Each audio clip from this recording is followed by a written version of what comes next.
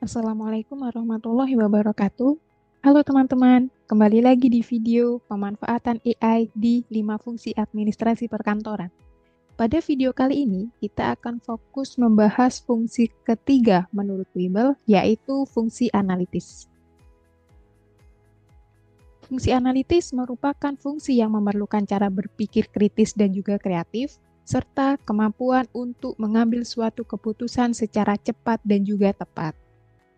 Setidaknya, terdapat 3 aktivitas yang akan kita lakukan di fungsi analitis. Pertama adalah analisis data keuangan, kedua analisis pasar, serta yang ketiga riset operasional. Di dalam analisis data keuangan, kita dapat menggunakan tools AI seperti Truewind, kemudian Book.ai, serta Range.com. Sementara di bagian analisis pasar, kita bisa menggunakan tools AI seperti Essence.io, kemudian MyMap.ai, serta Perplexity.ai. Lanjut, di bagian riset operasional, kita bisa menggunakan tools AI seperti Csense, kemudian Altair, dan juga Elicit. Nah, untuk teman-teman yang masih bertanya-tanya nih, sebenarnya riset operasional itu bagaimana sih dalam konteks administrasi perkantoran? Jadi, di dalam konteks pekerjaan administrasi perkantoran, riset operasional itu merupakan metode analisis yang menggunakan teknik matematika maupun statistik untuk bisa membantu organisasi membuat keputusan yang lebih baik dan juga efisien. Misalnya nih, di riset operasional itu kita dapat menggunakannya untuk mengoptimalkan jadwal kerja, kemudian mengelola persediaan barang, bahkan meningkatkan efisiensi proses administrasi. Jadi, dengan riset operasional, perusahaan kita dapat memecahkan masalah kompleks dengan cara yang lebih terstruktur dan juga ilmiah nih, sehingga meningkatkan produktivitas dan juga efektivitas operasional. Baik, kita akan bahas satu persatu tools AI yang ada di analisis data keuangan dulu ya. Yang pertama adalah Truewind. Teman-teman bisa mengaksesnya di www.truewind.ai. Nah, ini adalah tools AI yang akan membantu kita nih bagaimana staff finance atau staff finance administratif mereka bisa memaksimalkan pengelolaan keuangannya. Nah, mungkin teman-teman sudah pernah belajar ya kalau di suatu mata kuliah yang ada di administrasi perkantoran, misalnya ada manajemen keuangan, bahkan ada mata kuliah akuntansi. Nah, untuk AI, tools yang bisa kita gunakan tuh ini nih, Truewind.ai. Tampilannya adalah seperti ini, dan biasanya ketika kita mau menggunakan nanti berbayar.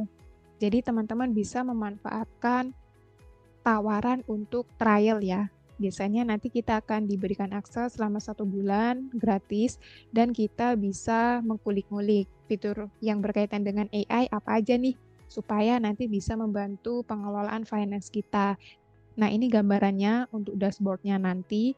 Mereka sudah ada AI-nya, nanti akan ada akun-akun gitu ya. Kemudian sudah ada sistem reportingnya juga. Dan tentu dengan adanya tool AI nanti teman-teman akan semakin dimudahkan dalam pemberian insight dari data keuangan di perusahaan. Lanjut kita ke tools yang kedua yaitu Book.ai. Mungkin teman-teman sudah familiar ya dengan petty cash atau pengelolaan kas kecil yang ada di perusahaan. Nah, teman-teman bisa nih menggunakan tools Book.ai ini untuk mengelola petty cash tersebut. Hanya saja tadi ya, untuk tools AI saat ini kebanyakan mereka sudah berbayar, sehingga ketika kita ingin tahu fitur yang ada di dalam tools AI tersebut apa, kita bisa nih mengajukan request demo, supaya nanti dijelaskan oleh tim sales mereka, kira-kira fitur apa saja nih yang akan bermanfaat untuk kebutuhan perusahaan teman-teman. Nah, ini untuk gambaran dari Book.ai-nya, mereka ada integrasi dengan AI, kemudian ada otomasinya juga. Nah, ini berbagai fitur yang sangat berguna ya, bahkan sudah ada OCR nih. Seperti sudah kita pernah bahas, jadi OCR itu nanti kita bisa meng-scan ya untuk QR code-nya. Dan kalau teman-teman perhatikan, sekarang di bill itu kebanyakan sudah ada QR-nya. Jadi kita bisa langsung meng-scan dan memasukkan laporan keuangan tersebut ke toolsbook.ai ini. Nah, ini fitur-fitur yang lain, bahkan ada journaling juga. Next, kita ke tools yang ketiga, yaitu range.com. Bedanya dengan dua tools yang sebelumnya, kalau range.com ini lebih ke personal finance.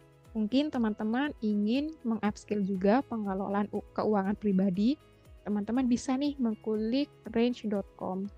Dia adalah tools untuk wealth management berbasis AI yang digunakan oleh per individu. Nah, fiturnya apa saja? Kita bisa cek ya di nanti mereka juga menawarkan advisor. Nah, advisor ini bertujuan untuk membantu kita mungkin menganalisis, kemudian juga mengambil keputusan berkaitan dengan rencana keuangan kita ke depan. Dan lagi-lagi tools ini juga berbayar ya sayangnya. Jadi teman-teman bisa coba nih untuk melakukan demo atau mungkin mengambil trial untuk bisa mengetahui tools di dalam range.com ini kira-kira apa saja yang bermanfaat. Range.com sebagai salah satu tools wealth management, dia juga mengklaim ya bahwasannya mereka merupakan suatu tools yang lebih baik nih daripada financial advisor yang ada di kebanyakan. Nah, ada banyak sekali fitur-fitur yang mereka berikan untuk personal.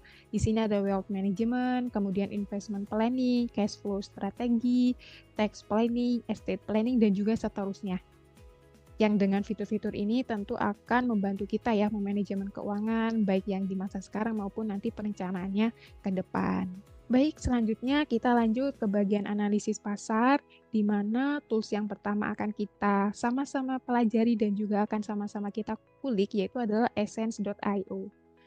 Dan juga teman-teman mungkin ada yang belum familiar dengan riset pasar atau market research. Nah, ini sangat sering ya dilakukan terutama oleh staf administrasi, di mana mereka akan melakukan basic market research untuk mengetahui bagaimana kondisi pasar saat ini. Bahkan mungkin ketika dia juga melakukan fungsi-fungsi yang lain, misalkan ada fungsi teknis atau mungkin fungsi rutin, tentu kita membutuhkan suatu informasi. Nah, suatu informasi tersebut dapat kita dapatkan juga nih melalui metode market research. Nah, oke, balik kepada pembahasan toolsnya. Yang pertama adalah Essence.io. Nah, untuk Essence.io ini merupakan suatu platform market research yang sudah terintegrasi secara langsung dengan AI, sehingga mereka bisa mentransformasi ya kualitatif customer feedback dan juga kompetitor review untuk akhirnya nanti akan kita ambil kesimpulan yang harapannya bisa membantu proses bisnis di perusahaan kita. Nah, begini tampilan dari website essence.io. Nanti teman-teman bisa lebih mempelajari secara mendetail ya. Di sini kita nanti bisa melakukan product dan customer success. Kita melakukan customer review, kemudian juga mungkin sudah ada data dari customer kita dan akan kita analisis untuk kita ambil insight-nya. Nah, kita bisa menggunakan tools Essence.io ini, kemudian juga bisa mendukung marketing and growth dengan insight-insight yang tadi sudah kita hasilkan. Tools yang kedua di market research, yaitu namanya mymap.ai.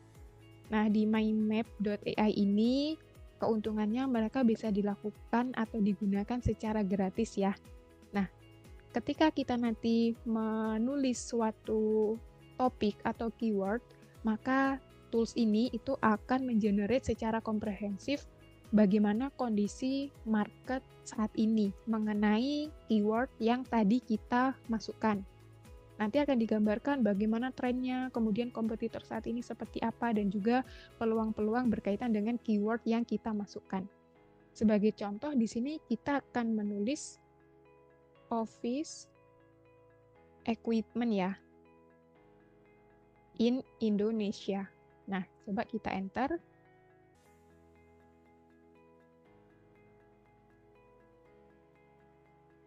Bayangkan teman-teman, dengan kita mengetik satu kalimat saja tadi ya, yaitu office equipment di Indonesia, dia sudah memberikan berbagai insight yang sangat menarik nih melalui map ya, yang dengan map ini akhirnya juga akan sangat memudahkan kita.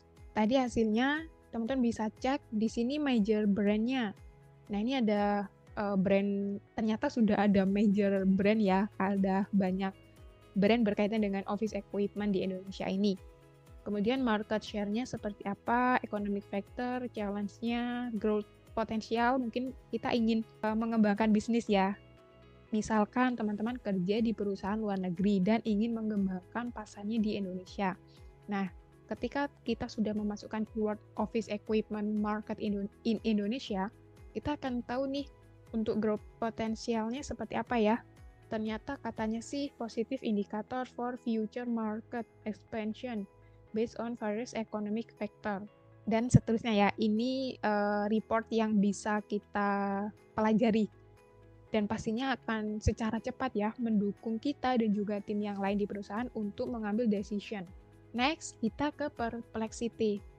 Sepertinya teman-teman sudah banyak menggunakan ya, karena biasanya Perplexity ini juga digunakan untuk penulisan karya tulis ilmiah. Namun, di dalam konteks bisnis, penggunaan Perplexity ini juga sangat bermanfaat loh untuk market research. Misalkan kita akan menulis prompt seperti ini.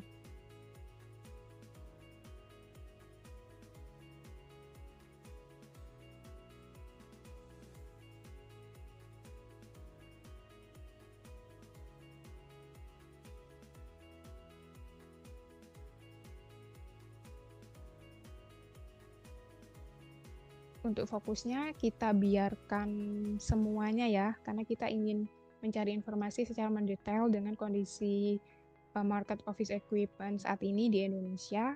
Kita enter.